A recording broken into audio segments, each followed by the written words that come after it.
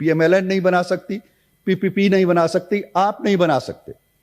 लिहाजा क्या होगा, दो जमातें मिलेंगी इस ऐवान को बचाने के लिए, जमहूरियत को बचाने के लिए।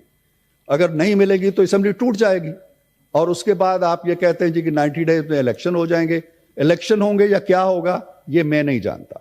लिहाजा मिलजुल के इस ऐवान को बचाइए, सियासी इस्तेकाम लाइए, अपनी इख्तलाफी आवाज़ें उठाइए, अपोजिशन में अपना किरदार अदा कीजिए।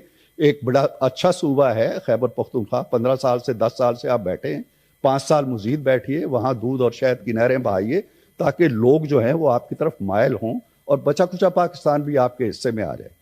ये इस तरह की अपोजिशन ये मुल्क अब मुतहम्मल नहीं है।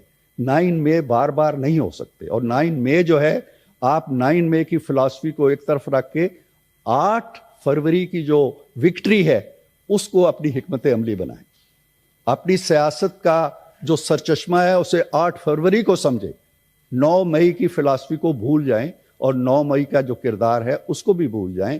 एक नया किरदार अपनाएं, मुस्बत सोच अपनाएं, तामीरी सोच अपनाएं, पाकिस्तान के मसाइल को समझें और अफरा तफरी से गुरेज करें।